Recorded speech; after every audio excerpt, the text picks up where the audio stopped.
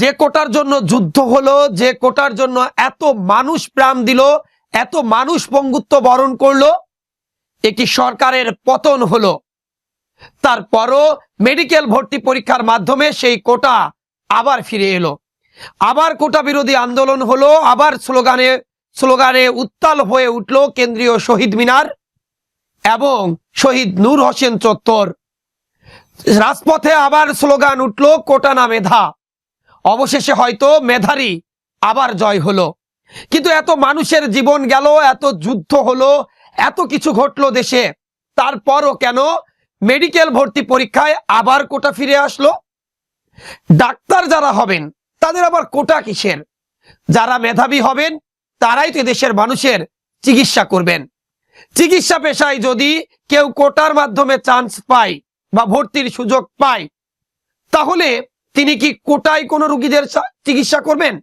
এই যে এরকম ব্যক্তিদের কারণেই বা এরকম ডাক্তারদের কারণেই কিন্তু সমাজে অহরহ মানুষ ভুল চিকিৎসার শিকার হচ্ছে।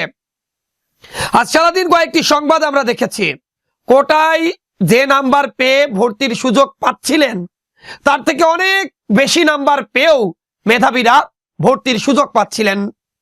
এমন সংখ্যা নেহাত কম নয়, 193 জন।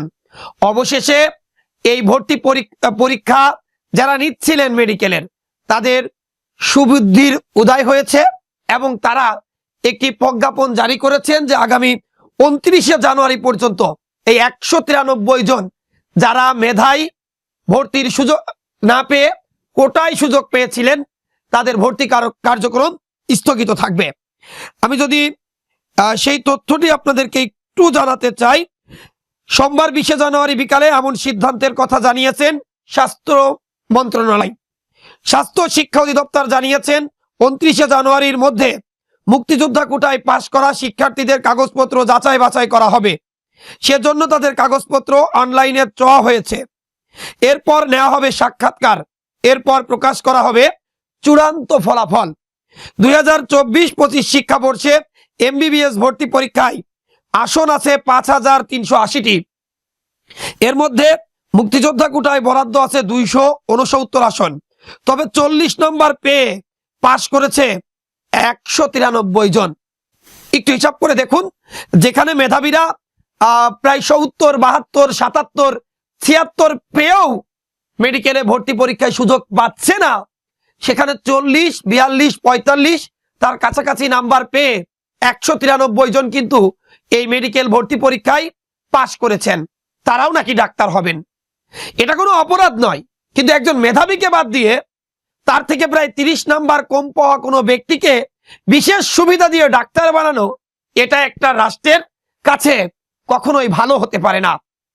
একটি রাষ্ট্র যতগুলো ভালো কাজ করবে বা যতগুলো মন্দ কাজ করবে, তার মধ্যে সব থেকে বেশি মন্দ কাজ হয়তো একজন অনভিজ্ঞ অমেধাবী ব্যক্তিকে ডাক্তার হিসাবে তৈরি করা। তিনি যতদিন চিকিৎসা কার্যক্রম চালাবেন, তার মেধা কম থাকার কারণে তার কাছে যে সকল রোগীরা চিকিৎসা নিতে আসবে, তারা দ্রুত সুস্থ হওয়ার চেয়ে দ্রুত অসুস্থই হয়ে যাবে। সচরাচর দেখলেই দেখা যায়, ডান চোখ অপারেশন করতে গিয়ে বাম চোখ অপারেশন করার খবর আসে, কখনো ডান হাত ভাঙা চিকিৎসা করতে গিয়ে বাম হাতের চিকিৎসা করেছে, কখনো সিজার করতে যে রুগীকে মেরে ফেলেছে, অন্যান্য সিজারিয়ান অপারেশন বা সার্জারি করতে গিয়ে ভিতরে গস কাপড় রেখেই সেলাই করে দিয়েছেন। এই সব কিছুই কিন্তু ঘটে অযোগ্য, অনভিজ্ঞ আর অমেধাবীদের কারণে। আমরাও চাই যে কোটার জন্য এত যুদ্ধ, এত কিছু ঘটে গেল, সেই কোটা আবার যেন ফিরে আসার চেষ্টা করছে মেডিকেল ভর্তি পরীক্ষার মধ্য দিয়ে। এখনই সময় বিশেষ কিছু জায়গায় মুক্তিযোদ্ধাদের যাদের সন্তান আছেন বা যুদ্ধরত যারা আছেন বা 24-এর কোটা আন্দোলনে যারা আহত হয়েছেন বা মারা গেছেন, তাদের পরিবারের সদস্যদের হয়তো সুযোগ দেওয়া যেতে পারে। তার মানে এই নয় যে আপনি তাদেরকে কোটায় ডাক্তার বানিয়ে দেবেন, তার মানে এই নয় যে আপনি তাদেরকে কোটায় বিজ্ঞানী বানিয়ে দেবেন। এটা কিন্তু সম্ভব নয়। অনভিজ্ঞ অদক্ষ ড্রাইভার দিয়ে যেমন গাড়ি চালালে সড়ক দুর্ঘটনার ঘটার সম্ভাবনা সব থেকে বেশি ঘটে, অনভিজ্ঞ অমেধাবী ডাক্তার দিয়ে এই দেশে কখনো উন্নত চিকিৎসা করা সম্ভব নয়। এদেশের মানুষের আস্থা ফেরাতে হলে মেধাবীদের ডাক্তারি পেশায় আনতে হবে, মেধাবীদেরই তাদের যোগ্য স্থানে যথাযথভাবে বসাতে হবে। তবে 29শে জানুয়ারি পর্যন্ত যে 193 জন মুক্তিযোদ্ধা কোটায় ভর্তির সুযোগ পাওয়া, যাদের ভর্তির কার্যক্রম আপাতত স্থগিত করা হয়েছে, সেটা অনেকেই নয়, প্রায় দেশের অধিকাংশ মানুষই চাচ্ছে এই কোটাটা চিরদিনের মতো বন্ধ করে পুরো মেডিকেল ভর্তি পরীক্ষায় যতগুলো আসন রয়েছে সবগুলোতে মেধাবীদের জন্য ছেড়ে দেওয়া হোক অথবা উন্মুক্ত করা হোক। যারা মেধাবী তারাই সেখানে ভর্তি হতে পারবে, কারণ এটা ডাক্তারি, এটা অন্য কোনো কাজ নয় যে তাকে আস্তে আস্তে আপনি দক্ষ করে তুলবেন। তবে যে 193 জনের ভর্তি কার্যক্রম আপাতত স্থগিত করা হয়েছে, সেটি স্থায়ীভাবে স্থগিত করে মেধাবীদের সুযোগ দিলেই হয়তো এই আলোচনা বা সমালোচনা বা কোটা ফিরে আসার যে শঙ্কা, সেটা হয়তো বন্ধ হবে।